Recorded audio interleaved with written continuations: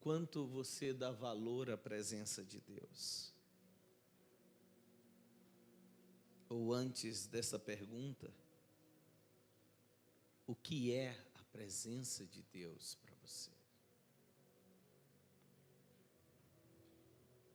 Esses dias nós estaremos ministrando sobre isso, sobre a presença de Deus,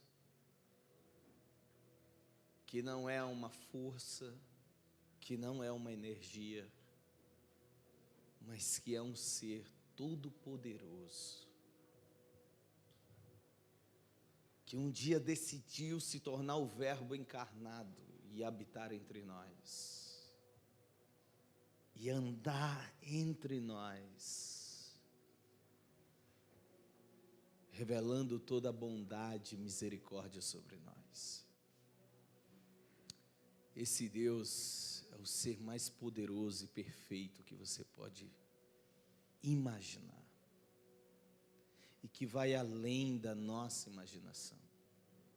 Desse Deus que sabe de todas as coisas e que nada se esconde diante dele. Presença de Deus. E falar da presença de Deus é estar falando do próprio Deus. Então, nessa experiência com o sagrado, nessa experiência com o eterno, eu faço uma pergunta a você: quais os impactos da presença de Deus na sua vida?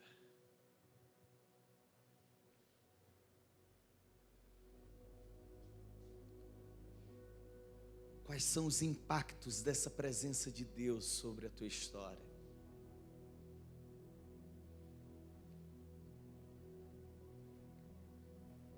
Eu poderia falar muito sobre a minha vida, o quanto essa presença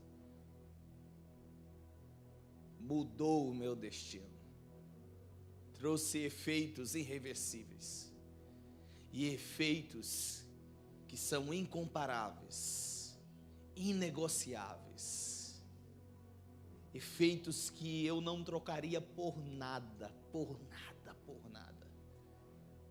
E a prova do qual eu não trocaria por nada é que em todos os momentos mais ilógicos da minha vida, é que em todos os momentos mais contrários e contraditórios da minha vida, é que em todos os momentos de maior dor, sofrimento ou intensidade de perda que você imaginar, que eu já tive na minha vida, foi um tempo de eu ver o Senhor, de eu ver a presença do Senhor, de eu enxergá-lo como Ele é.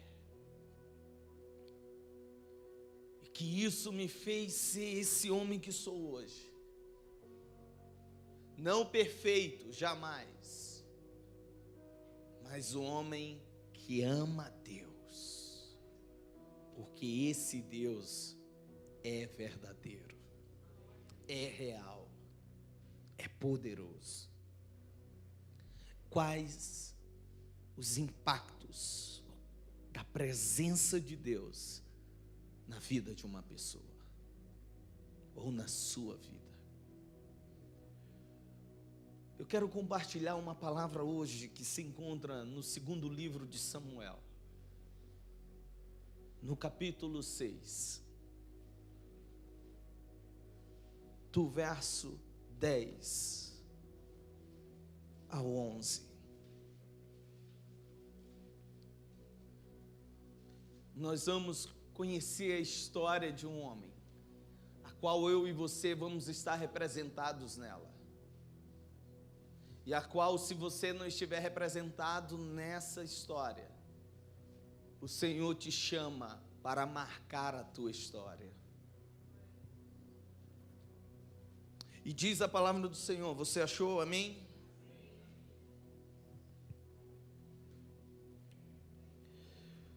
Por isso, ele desistiu de levar a arca do Senhor para a cidade de Davi.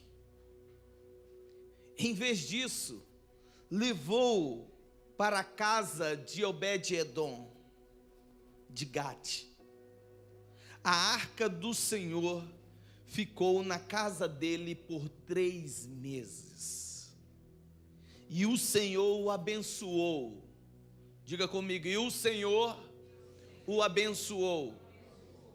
E a toda a sua família. E disseram ao rei Davi: o Senhor tem abençoado a família de Obed-edom e tudo o que ele possui por causa da arca de Deus. Amém? Quais os impactos da presença de Deus na vida de uma pessoa? É a bênção do Senhor. É de que esse Deus abençoa. E Ele abençoa em 3 grandes dimensões, que quero compartilhar com você nessa noite. Nós estamos falando do quanto a vida de um homem é mudada e é transformada pela presença do Senhor. E que hoje eu e muitos dos que estão aqui, se não a maioria ou quase todos, estão aqui porque um dia essa presença entrou em nossa vida, em nossa casa, assim como na vida e na casa de Obed-edom, e mudou toda a realidade dele. E trouxe impactos em diversas dimensões da vida dele, de uma ordem pessoal, de uma ordem familiar e de uma ordem do trabalho. E falar dos impactos da presença de Deus é tão necessário. E Deus me levou a esse texto porque a realidade em que isso acontece, da Arca da Aliança, que representa a presença de Deus, chegar a estar na casa de Obed-edom, se dá por diversos fatores da ausência da presença de Deus. Quando nós vamos analisar o que aconteceu para que a Arca da Aliança chegasse a estar na casa de Obed-edom, nós vamos perceber que o fato ocorre mediante os homens estarem desviados no seu coração perante Deus. Quando nós vamos lá para o texto de 1º livro de Samuel, no capítulo 4, do verso 1 ao 21, Samuel vai narrar a Arca da Aliança que é tomada pelos filisteus. E que desse episódio, quando a Arca da Aliança é tomada, Eli fica sabendo disso. E ele cai do susto que acontece. Além de saber que os seus 2 filhos, Ofni e Finéias, são mortos em batalha. Por quê? Porque Israel estava vendendo o seu coração a outros ídolos. O Senhor não era mais prioridade no coração deles. E esse povo estava não só tendo Deus no seu coração, mas outros deuses no seu coração. E isso não é uma realidade muito distinta dos nossos dias. Existem pessoas que constroem diversos altares no seu coração e acham que podem servir a si mesmos, ou servir ao diabo, ou servir a Deus, simultaneamente. Mas Jesus vem no Sermão do Monte e diz: olha, ninguém pode servir a 2 senhores, porque ou há de agradar um, ou desagradar o outro. Ninguém pode servir a Deus ou a Mamon. Jesus está falando de que o nosso coração tem que ter um único altar, e que esse altar que temos que levantar em nosso coração tem que ser exclusivamente a Yahvé, a Jeová, a Deus Pai. Mas o povo de Israel desvia o seu coração, E todas as vezes que o povo de Israel ia para a batalha, a vitória era garantida quando a arca da aliança estava com o povo de Israel durante a batalha. Porque quem dava vitória ao povo era a presença de Deus. Mas esse povo era como Jesus narra e diz: olha, esse povo me honra com lábios, mas o seu coração está distante de mim. Esse povo fazia muitos sacrifícios, mas o seu coração estava distante de Deus. E por isso Samuel chama o povo e diz assim: olha, Deus está querendo muito mais a verdade do que sacrifícios. E esse povo continua da mesma forma. E quando estão em batalha e estão perdendo a guerra, a batalha, eles dizem: vamos trazer a arca da aliança, porque o Senhor vai estar no nosso meio e Deus vai dar a vitória. E o que acontece é que eles trazem a arca da aliança e eles perdem a batalha. E é muito numeroso o número de mortos nesta batalha. E não só isso, foi-se a glória do Senhor. A arca da aliança não está mais presente no povo de Deus. A presença do Senhor não está mais no meio do seu povo. E é por isso que a esposa de Finéias, que estava grávida, quando recebe a notícia de que o seu esposo estava morto e de que a arca da aliança foi tomada, ela entra em trabalho de parto e pare a criança e diz: esta criança será chamada Icabote, que significa foi-se a glória. Não tem mais a presença de Deus. Quando nós temos uma vida sem a presença de Deus, o cenário que temos, a realidade que está sendo marcada em nossa vida é uma realidade de morte, é uma realidade de perdas, é uma realidade de dores e de sofrimento. E é isso que todo o povo de Israel está experimentando agora. Sabe por quê? Porque Deus não pode ser manipulado pelos homens. Porque a presença de Deus não pode ser manipulada pelos homens.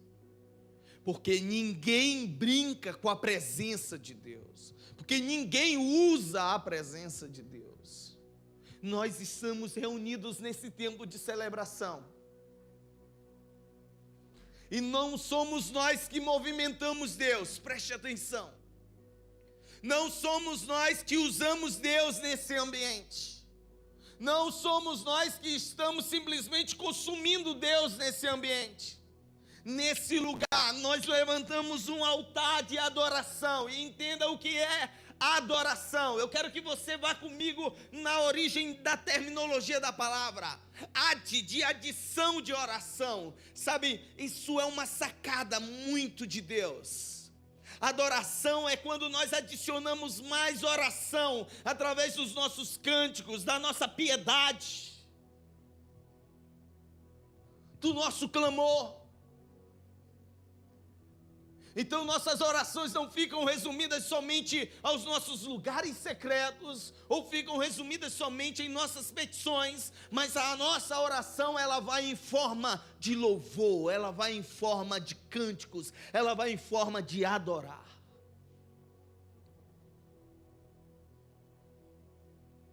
Então nós levantamos um altar de adoração a Ele, invocamos o nome dEle, e sabe o que acontece?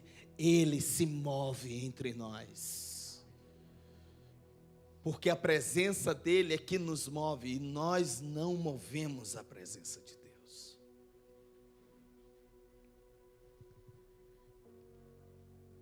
Tanto é que Deus não se deixa ser manipulado pelo povo de Israel, pelos seus líderes religiosos, pelo seu povo corrompido.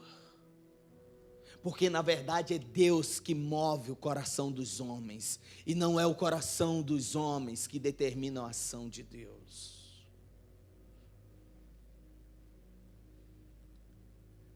Então esse povo está com ausência. E a Arca da Aliança é tão poderosa, escute bem o que eu vou te dizer. A Arca da Aliança é a representação tão poderosa da presença de Deus, que os filisteus, quando levam para o seu território, colocam a Arca da Aliança no templo de Dagon.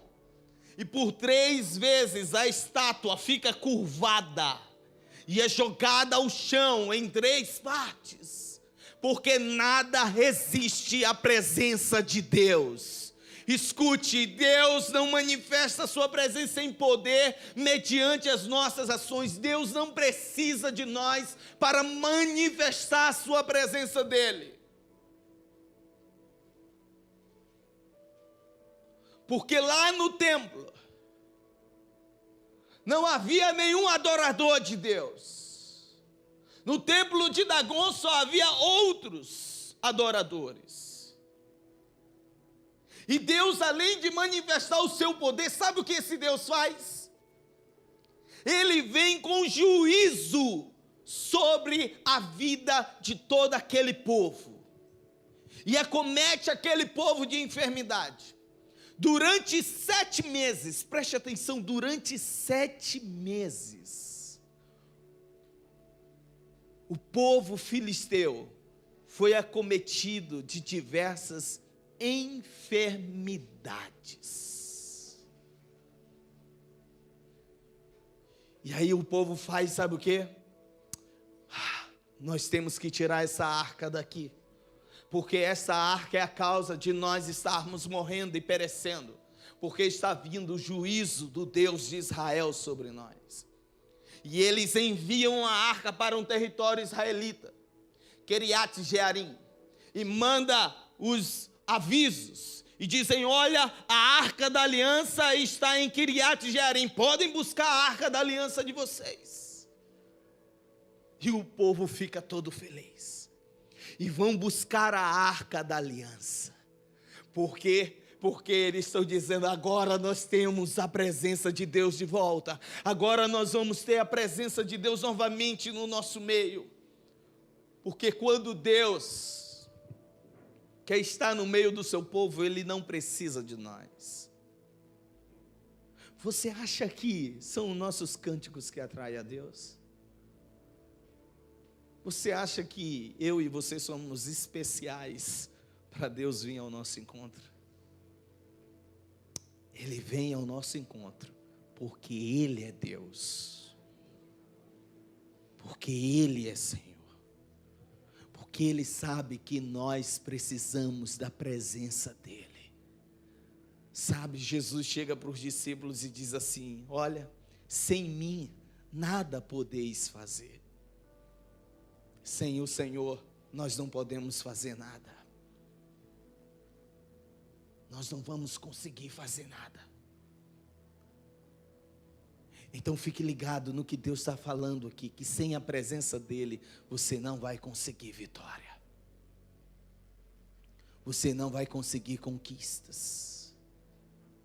Mas escute, não para por aí a ausência da presença de Deus. Aminadab recebe a Arca da Aliança, e ele leva para a casa dele. Primeiro livro de Samuel, capítulo 7, do verso 1 ao verso 5, diz que a Arca da Aliança ficou 20 anos na casa de Abinadab. E sabe o que havia no meio do povo? Somente lamentações, súplicas. Sabe por quê? Porque a ausência da presença de Deus causa sofrimento. Por isso o maior problema do homem não está em necessariamente a falta de dinheiro, a falta de recurso ou a falta de alguém. O seu problema é com Deus, é a falta de Deus. É a falta de Deus. E 20 anos na casa de Abinadab, e a Arca da Aliança estava lá, e nada acontece de diferente. Sabe por quê? E Abinadab era um sacerdote, era da linhagem levítica. E porque a presença de Deus não está marcando a vida de Abinadab, assim como marcou a vida de Obed-edom.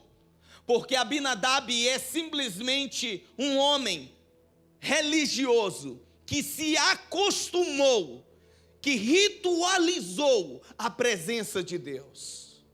É por isso que a gente não vê relatos de que Deus fez algo poderoso na casa de Abinadab. E aqui fica um sinal de alerta para nós sobre a ausência da presença de Deus. Nós não podemos nos acostumar com a presença de Deus. A presença de Deus tem que ser algo que tem que arrancar suspiros de nós todos os dias. Assim como a corça anseia pelas águas, assim eu anseio por ti, ó Senhor, diz o salmista. Ansiar, desejar, não se acostume com o culto, não se acostume com os encontros, não se acostume com os momentos de oração, não se acostume com os momentos de adoração, não se acostume com a espiritualidade, não se acostume com lágrimas, não se acostume, simplesmente com um momento de contritamento de coração, não se acostume com essas coisas, tenha o seu coração sempre quebrantado diante da presença do Altíssimo. Porque se você não suspirar pela presença dEle, nada acontecerá sobre a sua vida. Porque a Arca da Aliança ficou apenas 3 meses na casa de Obed-Edom. E em 3 meses o Senhor abençoou a vida dele, a família dele e o trabalho dele. E 20 anos nada é relatado sobre a vida de Abinadab. Sabe por quê? Porque se acostumou com as coisas de Deus. Não se acostume com as coisas de Deus. Não importa quanto tempo você tenha na presença de Deus. 1 semana, 30 dias, 6 meses, 1 ano, 5 anos, 10 anos, 20 anos, não importa. Anseie pela presença dEle, assim como a corça anseia pelas águas, assim como o noivo anseia pela noiva e a noiva anseia pelo noivo. Quais os impactos da presença de Deus na vida de uma pessoa? Primeiro a gente precisa compreender o que a ausência da presença de Deus faz. Davi sabia que a presença de Deus era tudo na vida dele. Escute bem isso. Nós estamos falando do maior rei da história de Israel. Do maior rei da história de Israel. E isso daqui não está apenas nas páginas da Bíblia. Isso está em toda a arqueologia, história da nação de Israel. É incontestável. E Davi está dizendo, eu preciso trazer a Arca da Aliança para cá. Eu preciso trazer a Arca da Aliança para perto de mim. O verso 9 diz, o que eu farei para trazer a presença da Arca da Aliança para junto de mim?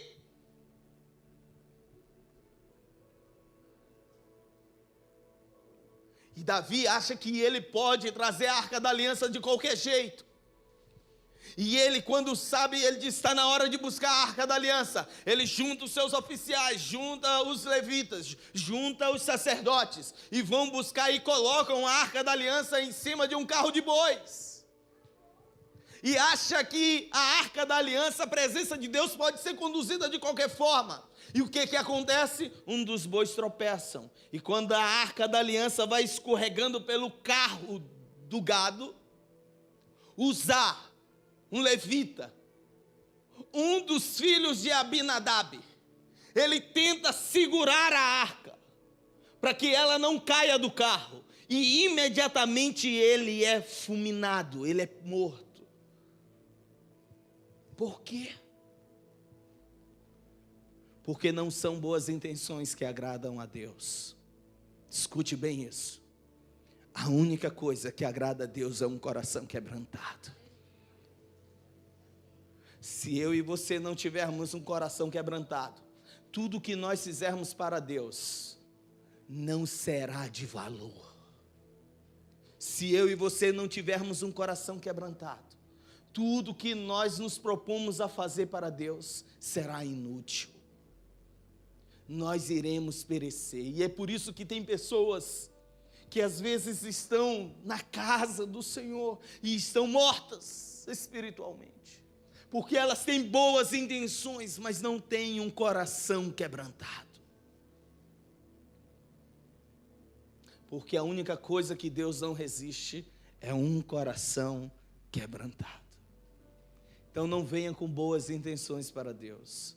Deus não precisa das minhas nem das suas boas intenções. Ele quer um altar de adoração no nosso coração.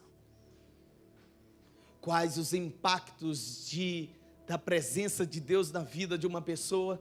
Sabe, o contexto histórico desse acontecimento sobre a vida de Obed-Edom mostra o que é uma vida sem a presença de Deus. Mas agora eu quero compartilhar com você de que o primeiro grande impacto na vida de Obed-Edom começa com a presença de Deus que abençoa a vida dele.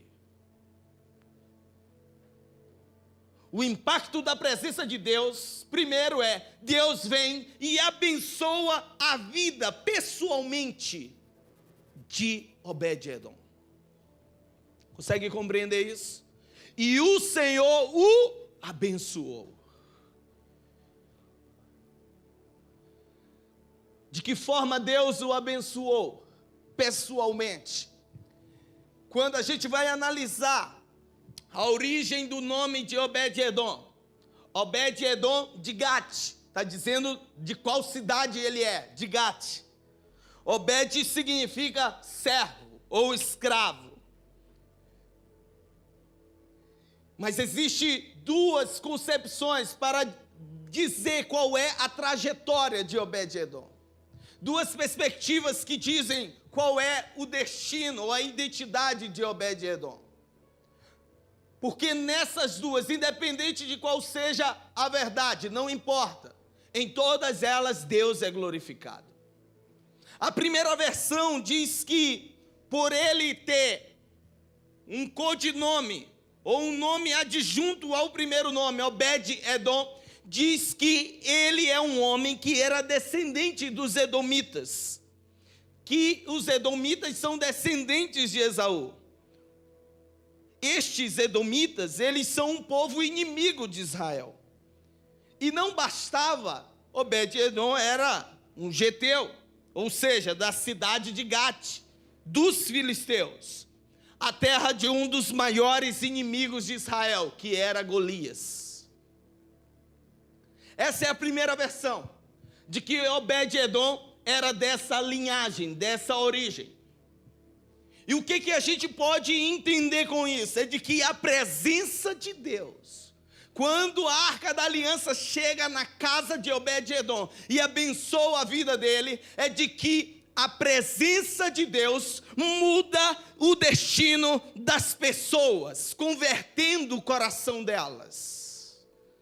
A presença de Deus muda o destino das pessoas, convertendo o coração delas.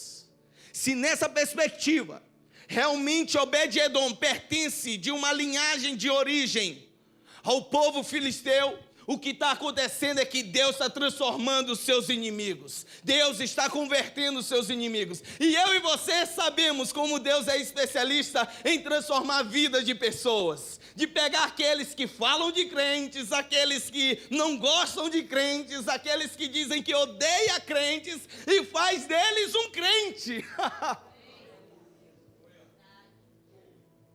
Deus pega essas pessoas que mais criticam e faz delas mais xiitas que tem. Deus é especialista nisso. Não importa.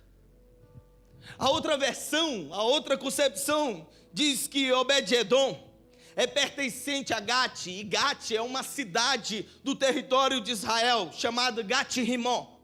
Uma cidade levítica no território de Dan e de Manassés, as duas tribos do povo de Israel. É provável que Obed-Edom fosse um levita natural de Gate-Rimon. Ou seja, a presença de Deus muda o destino das pessoas, colocando ela em lugares de intimidade.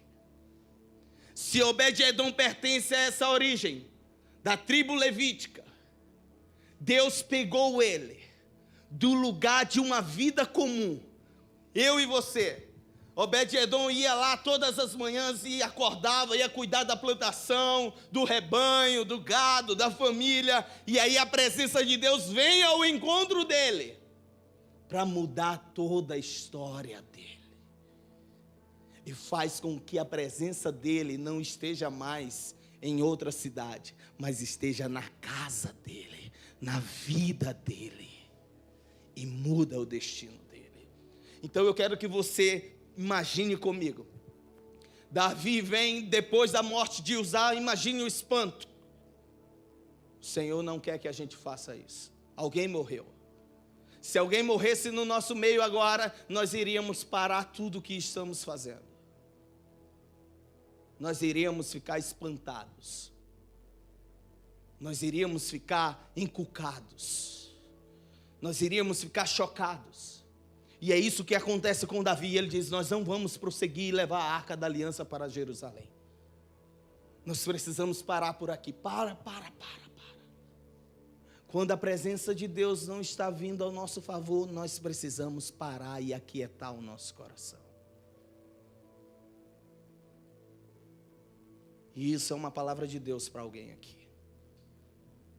Aquieta o teu coração.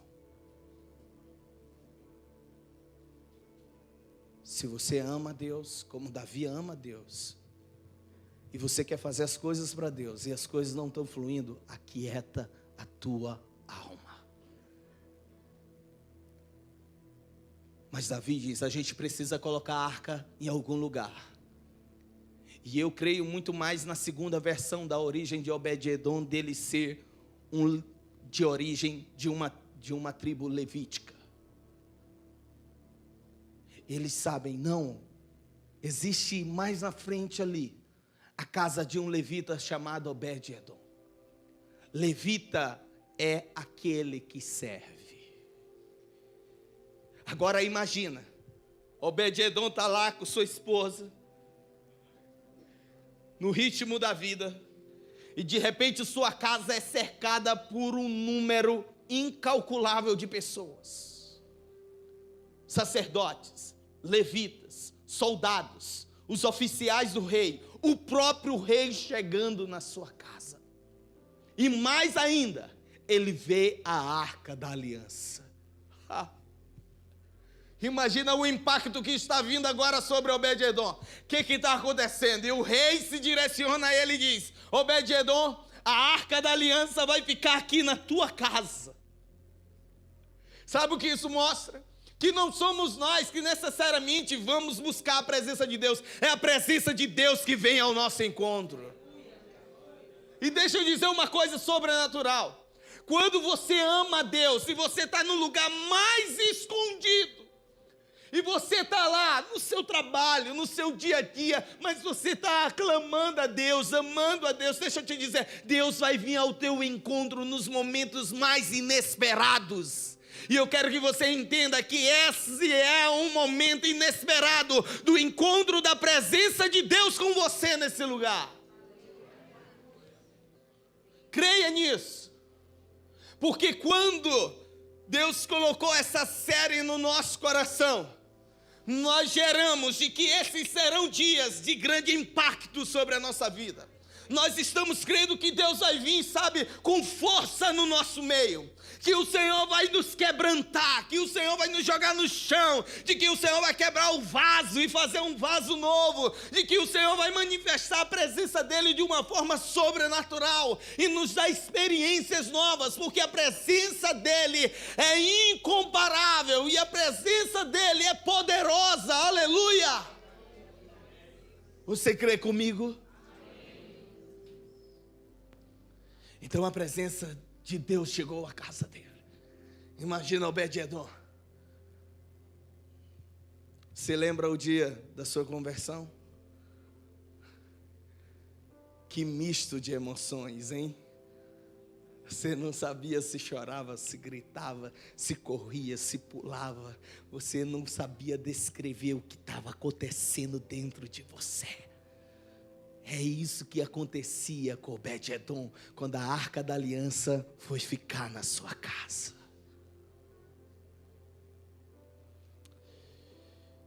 E a primeira coisa que Deus faz é abençoar a vida dele.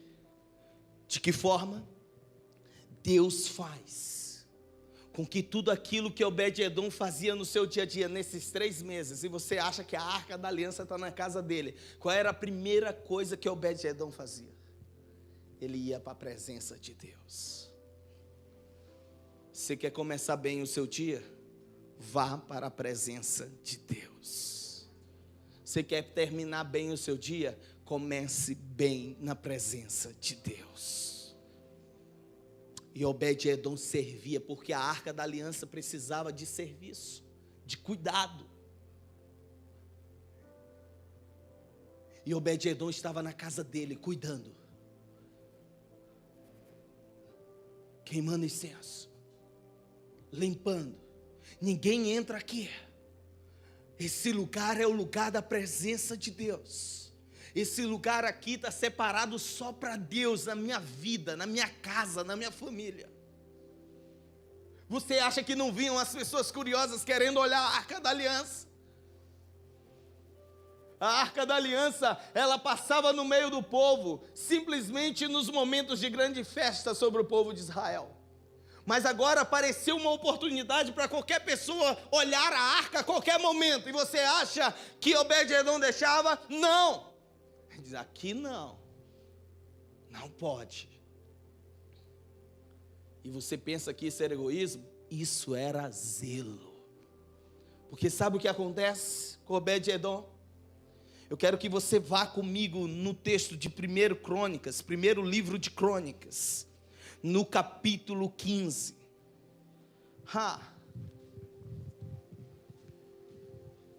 Olha só o que diz o verso 16. Primeiro livro de Crônicas, capítulo 15, verso 16 diz: Davi também ordenou aos líderes dos levitas que encarregassem os músicos que havia entre eles de cantar músicas alegres, acompanhados por instrumentos musicais, liras, harpas e símbolos sonoros. Assim os levitas escolheram. Aí eles escolheram quem? Hermã, filho de Joel, e Asaf, um parente dele. Dentre os meraritas, seus parentes escolheram Etã, filho de Cuxaías, e com eles seus parentes que estavam no segundo escalão: Zacarias, Jaziel, Semiramote, Jeiel, Uni, Eliabe, Benai, Maceias, Matitias, Elifeleu, Miqunéias, Obed-Edom. Mas não para aí. Verso 21.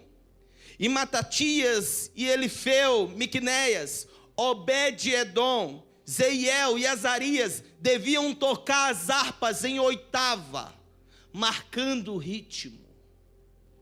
Não para por aí. Verso 23. Berequias e Elcana seriam porteiros e deveriam proteger a arca. Verso 24. Lá no finalzinho, na parte B, Obed-Edom e Jeias também deveriam ser porteiros e vigiar a arca. Capítulo 16, baixa um pouquinho mais, verso 4. Não, vamos lá para o 26.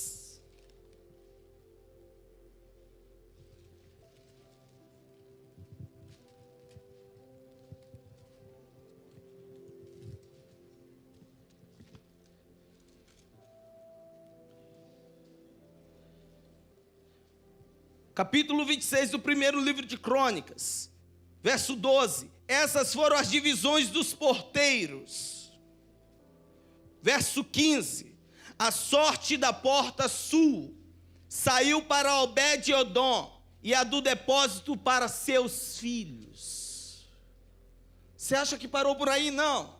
Vamos lá no segundo livro de Crônicas, capítulo 25, verso 24 diz, escute: ele se apoderou de todo o ouro, de toda a prata e de todos os utensílios encontrados no templo de Deus, que haviam estado sobre a guarda de Obed-Edom, e ainda dos tesouros do palácio real.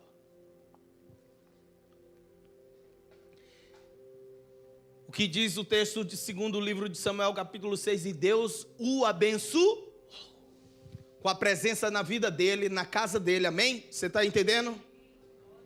Mas deixa eu te dizer o que aconteceu. Deus pegou Obed-Edom, que adorava ele no secreto, que vigiava a arca da aliança no secreto, que protegia a arca da aliança como um tesouro no lugar secreto, e o lugar secreto era a casa dele. E Deus promoveu Obed-Edom na tenda do tabernáculo. Quando a arca da aliança voltou para a tenda, Davi levou. Davi disse: ei, coloca Obed-Edom lá entre os músicos, porque Obed-Edom é um adorador. Se você é um adorador em casa, você vai ser um adorador aqui. Você vai ser um adorador em qualquer lugar que Deus te colocar. Então o que você é no secreto vai se manifestar onde você estiver. E Deus fez não só de promover a vida de Obed-Edom como um adorador, mas como um guardião. Porque ele guardou a arca, ele guardou a presença. Ele não deixou a presença ser banalizada. Ele cuidava daquilo como uma coisa mais preciosa. Então quando chegou lá no tabernáculo, o rei disse: ei, coloca Obed-Edom entre os porteiros, porque ele guardou a arca, a presença de Deus na casa dele de uma maneira extraordinária. E eu pergunto, como é que você tem guardado a presença de Deus? Porque a Bíblia diz, Paulo vai dizer que nós somos templos do Espírito Santo. Nós estamos carregando a presença de Deus. E como é que você está guardando essa presença? É forte, viu? Paulo vai dizer em 2 Coríntios capítulo 6, verso 16, nós somos santuários de Deus.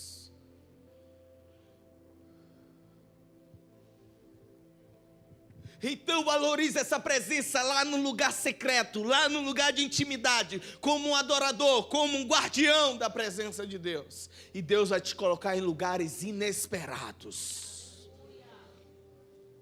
Mas Deus me fez ir para outra coisa. Não bastava só isso. O rei disse: eu quero que Obed-Edom guarde todos os tesouros da casa do Senhor. Quem vai ser o tesoureiro da casa do Senhor é Obed-Edom. Ele vai vigiar tudo. Ele vai guardar tudo. E ele guardava, e ele é um guardião. E eu pergunto, você tem sido um guardião da presença do Senhor na sua vida? Você tem guardado essa presença? Eu lembro de Jesus no Sermão do Monte. No capítulo 7, verso 6, ele diz assim: não jogue pérolas aos porcos. Escute bem o que eu vou te dizer. O que Deus colocou na sua vida, na minha vida, com a presença dele, não pode ser jogado de qualquer maneira. Não pode ser lançado de qualquer forma. Nós não podemos entregar para qualquer pessoa. Se tem pessoas que zombam de Deus, não jogue o que há de precioso de Deus na sua vida para pessoas que nunca vão entender. Não jogue pérola aos porcos. Valorize o que Deus fez na tua vida com a presença dele. Valorize a preciosidade e a riqueza que Deus gerou dentro de você, porque é uma coisa incontestável. É o que Ele fez na sua vida. É o que Ele fez na minha vida. Você conhece a presença de Deus? Você sabe o valor que ela trouxe para a sua vida? Amém? Então, Deus o abençoou de uma maneira em que Deus mudou o destino dele, de uma maneira em que ele era um adorador, um guardião no secreto e agora estava na casa do Senhor. Escute, Deus quer colocar você na casa dele para ser um adorador, para ser um guardião da presença dele. E não é simplesmente você vindo assistir culto, porque aqui a gente não assiste culto, aqui a gente cultua. Amém?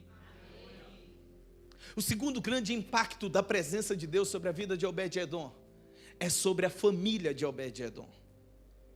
E a gente precisa ter entendimento do impacto da presença de Deus sobre a nossa família, porque é algo poderoso. Tanto é que o servo vai ao rei Davi e diz: ô rei, sabe, deixa eu te dizer, Deus tem abençoado Obed-Edom, a família dele e tudo que ele possui.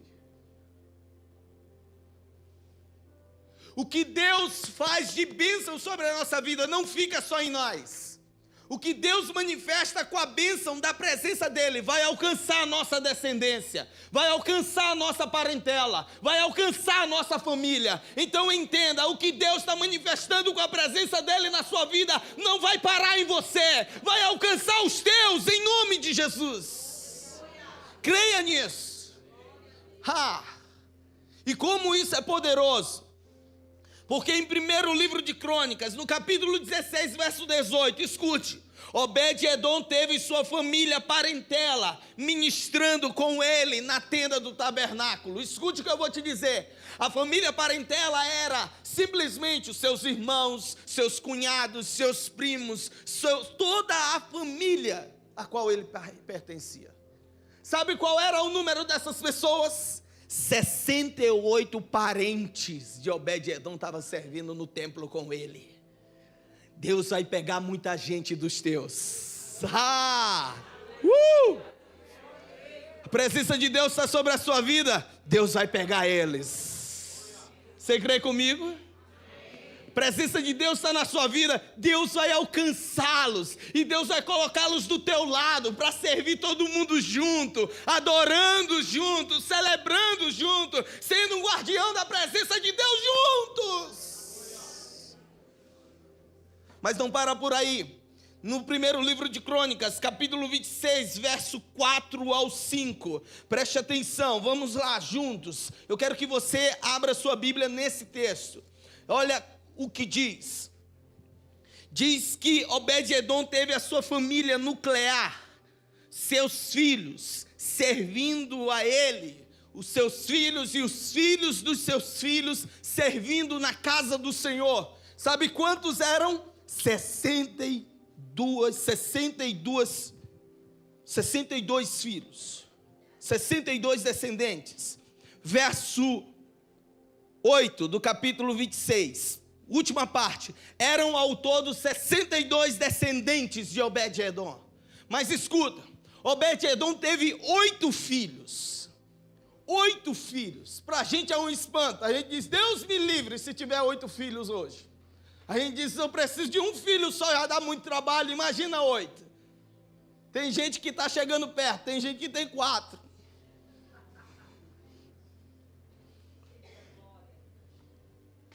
Mas para o judeu, quanto mais filhos, mais prosperidade, mais fertilidade, mais vida.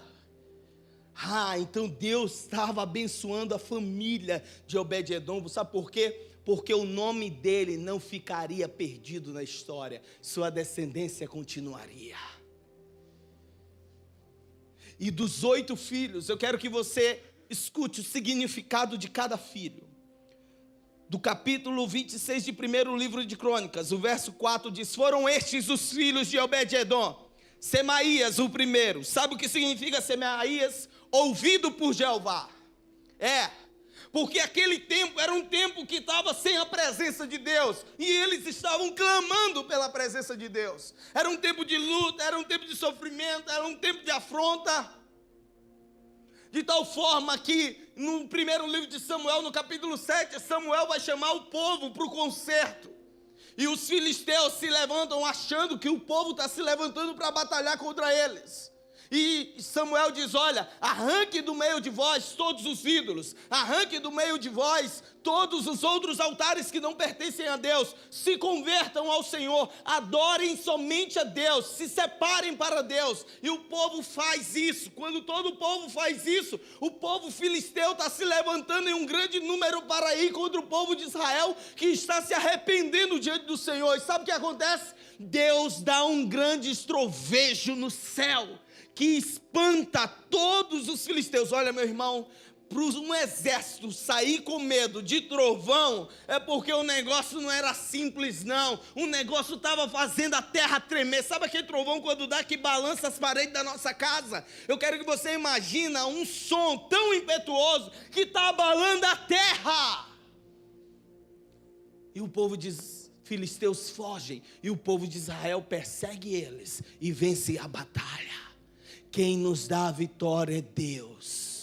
A gente precisa apenas se voltar para o Senhor. E Obed-Edom está dizendo: eu fui ouvido por Jeová. Escute bem, nós estamos falando do ato de nomear. E o ato de nomear diz a identidade e o tempo. Escute isso. O ato de nomear não é apenas dar nome, é construir uma identidade e construir um destino. Lembram lá quando a Arca da Aliança foi tomada? A esposa de Finéias, a nora de Eli, diz: o filho nasceu, ele vai se chamar Emanuel, porque foi-se a glória de Israel. Mas agora está acontecendo algo bom. E ele diz: esse meu filho vai representar de que Deus tem ouvido o meu clamor. E diz mais, os outros, o segundo filho, Josabade, que significa Jeová que me deu. Você crê nisso, que foi Deus que deu seu filho, sua filha? Você está crendo que você é presente de Deus sobre a vida do seu pai e da sua mãe, em nome de Jesus? Isso daqui é um ato muito sobrenatural que está acontecendo. O ato de nomear. Porque às vezes as pessoas, tudo o que estão nomeando sobre os filhos é: esse menino não presta, essa menina não presta, dá trabalho, e fica nomeando miséria e mazelas. E agora as coisas estão acontecendo na vida de Obed-Edom. A presença de Deus está restaurando tudo na vida dele. Está abençoando a sua casa. 3 meses de bênção do Senhor sobre a casa dele. E ele está dizendo: o Senhor está me ouvindo. Foi o Senhor que me deu. Aleluia. Então não importa se seu filho está na presença do Senhor ou não. Se ele ainda está sendo instrumento já ou não, profetize sobre a vida dele, creia sobre isso, lance essa palavra, nomeie isso sobre a vida dele, porque aquilo que é lançado como palavra de Deus, a presença de Deus marcará. Eu lembro que na minha adolescência, quando eu queria dar trabalho para minha mãe, sabe, na luta, batalhando, criando filhos, 3 filhos sozinho, um homem na adolescência, tudo virando bicho. Sozinha. E minha mãe não bastava apenas a separação que ela estava lutando, e não apenas a separação, mas agora sendo a provedora de tudo sobre a casa. Minha mãe ainda tinha que lidar com nós, que achava que ela tinha dinheiro suficiente para dar para a gente, que achava que ela tinha que fazer o que a gente queria, porque os pais dos outros faziam, as mães dos outros faziam. E mesmo diante de todo o trabalho e outros mais piores que não vou relatar, minha mãe estava de joelho todas as 5 horas da manhã e todas as 22 horas da noite, dizendo: Senhor, eu não tive filhos para mim, eu tive filhos para ti. Os meus filhos serão teus ministros, os meus filhos vão te servir na tua obra, na tua casa. E sabe o que aconteceu? Nós estamos aqui. O que você está nomeando sobre os seus filhos? Deixa eu te dizer, a presença de Deus nos faz nomear coisas boas. Se você não está nomeando coisas boas sobre o seu filho, sobre sua filha, é porque está faltando a presença de Deus. Mas a presença de Deus vem hoje te colocar uma nova palavra sobre os teus lábios, sobre o teu coração. O terceiro filho era Joá. Jeová é meu irmão. Jeová é meu brother. Sabe qual é o sentido disso? Ele está do meu lado, Ele está comigo, Ele está junto. É isso a ideia de irmandade. Nós caminhamos juntos. É por isso que Ele é Emanuel, o Deus conosco. Não pense que Jeová está andando distante de você, não. Ele é seu brother. Ah, meu amigo.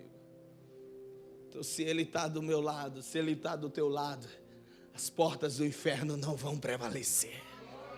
Você crê comigo, amém? Amém? Vamos lá. Quinto filho, ordenado. Eita. Ordenado. Coloca a ordem agora. Eu quero fazer um ato profético agora, aqui e quem está nos acompanhando lá. Comece agora a colocar em ordem os teus filhos agora, em nome de Jesus. Libera uma palavra sobre eles agora. Libera, Senhor, coloque em ordem. Ou então coloque em ordem sua vida, para você ser um filho ordenado sobre a sua casa, em nome de Jesus.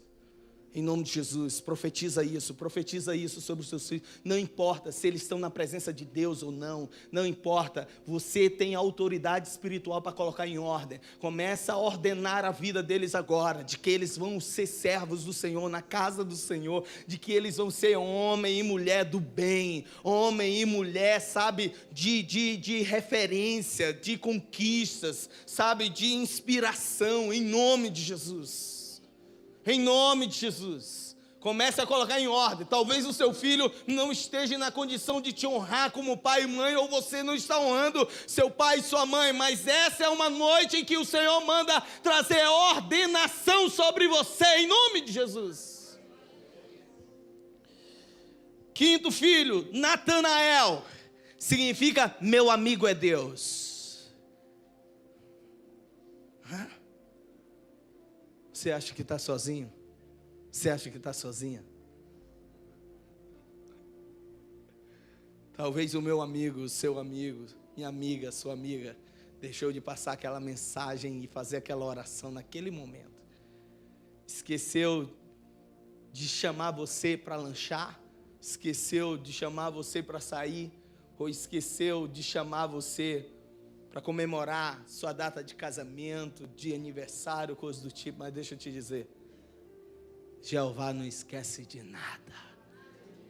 Ele é o amigo verdadeiro. Aí vem e diz, Amiel, existe recompensa. Issacar, portador de salário. Petuletai, salário. Deixa eu te dizer, Deus não fica devendo nada para ninguém. Quando a gente se preocupa com as coisas de Deus, Deus cuida das nossas. Quando a gente se envolve com as coisas de Deus, Deus sabe o tempo de nos recompensar. Não por aquilo que nós fazemos, mas por aquilo que Ele é. Mas deixa eu te dizer o que é mais profundo do Senhor ter abençoado a família de Obed-Edom.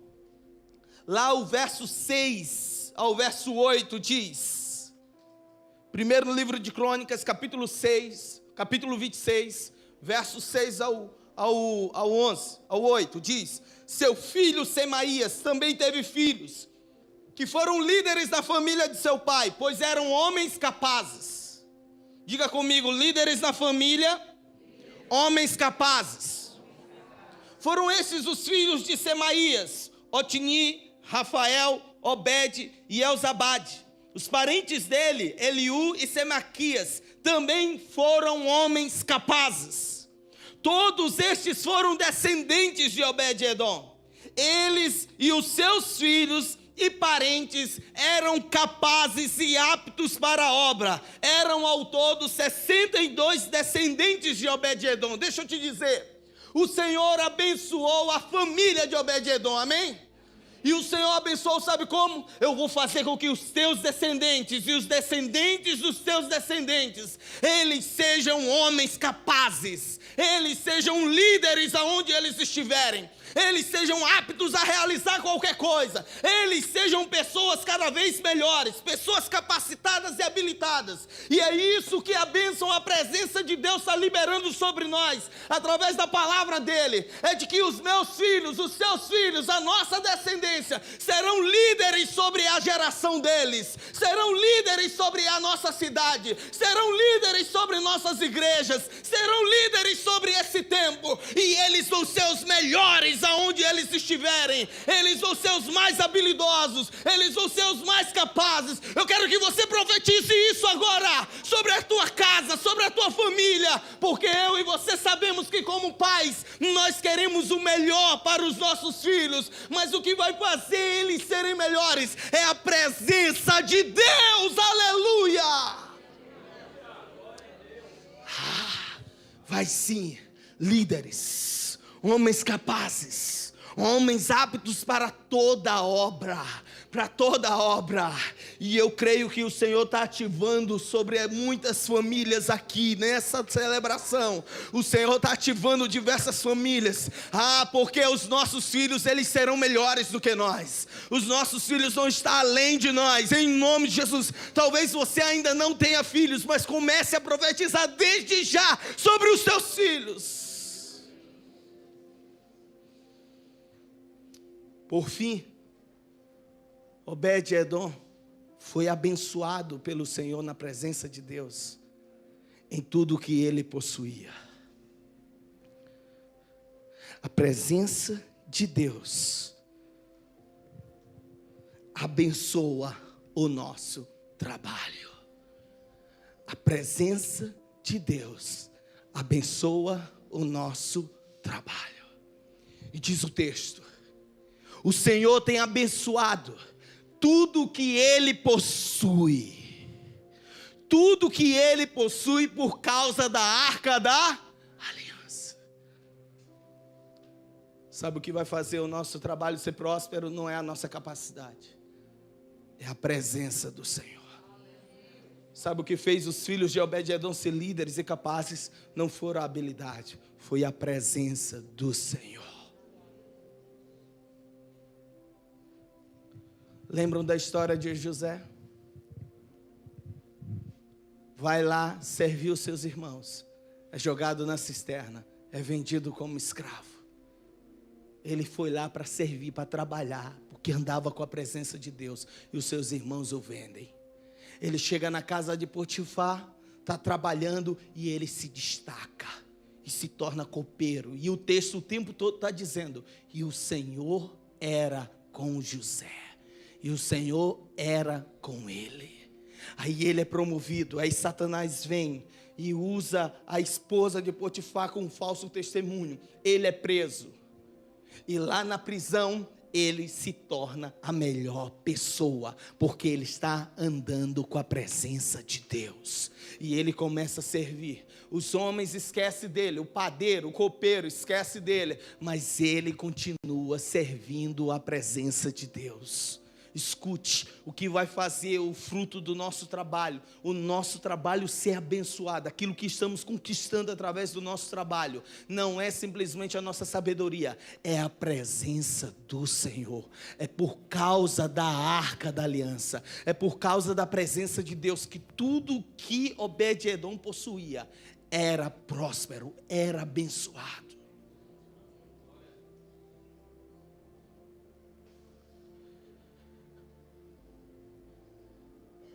É a presença do Senhor que promove a bênção sobre o que temos. É a presença do Senhor que promove a bênção sobre o que temos. Não somos nós, é a bênção do Senhor. É por isso que em Provérbios 10, 22 diz: a bênção do Senhor traz riqueza e não inclui mal nenhum, não inclui dor alguma. É a bênção do Senhor. E a bênção do Senhor vem com a presença dEle. Você está entendendo quanto a presença de Deus faz diferença na sua vida? O quanto a presença de Deus faz diferença na vida de uma pessoa. Você está entendendo os impactos da presença de Deus na vida de uma pessoa? Então, sintetizando, resumindo tudo, a presença de Deus abençoa a nossa existência, a nossa família e o resultado do nosso trabalho.